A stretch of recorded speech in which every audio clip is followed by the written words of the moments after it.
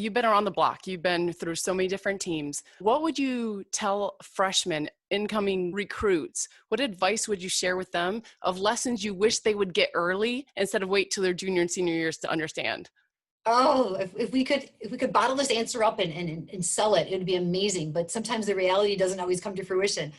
Interesting you ask that, because part of these conversations and part of these team meetings, we have actually had a conversation about onboarding freshmen. What does that look like? They're the next class coming in, and fortunately the NCAA has extended our CARA hours through the waiver through June.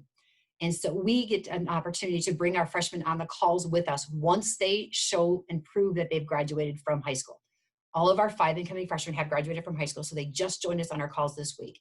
So they're observing our team meetings for the first week. And their eyes were really big, and they're like, wow, but we're acting as though they're a part of the program already. So some of the conversations have to do with role playing, and we literally role play a scenario that you just outlined. We brought Keely in as a setter, and she in high school was a very aggressive, took risks on the court, very confident in the way she presented herself to her teammates.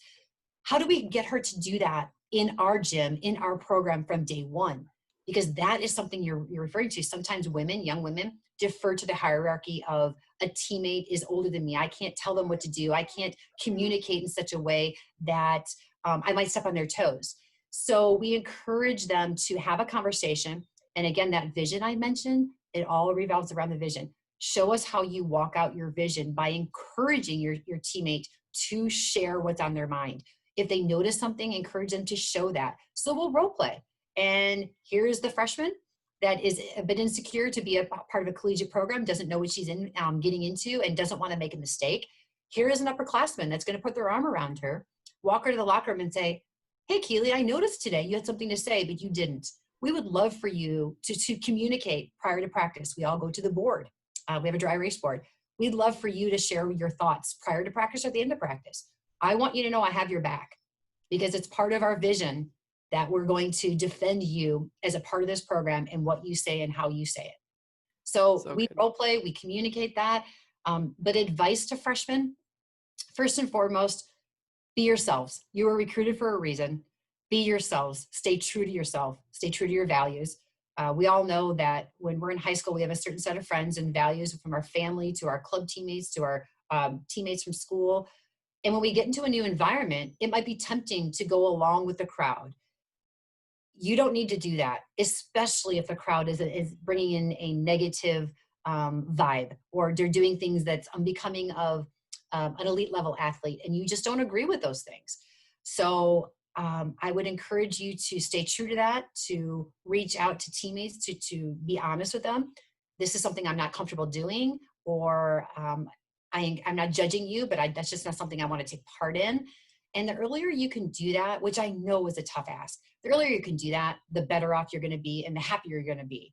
I would say that to young freshmen in our program, not only were you recruited for your intangible skills, but your tangible skills as well. Simply, everybody is as good as you are at this level. Everyone is the star on their team, or the best player, or the captain, or the leader on their team. Now it's a melting pot of playing in a game at a higher level, learning something about yourself and the game, and knowing that you're going to fail before you succeed, because it's a completely different level of play. The shots you hit, if you're an outside hitter in high school, are not going to work in college. The middle blocker and setters, I believe, are the toughest roles to transition into, because as a setter, you have a tremendous offense in front of you that you're trying to run, but the defenders are on top of you as well. Remember the days back in high school when the only attacker that was worthy of paying attention to was the outside attacker?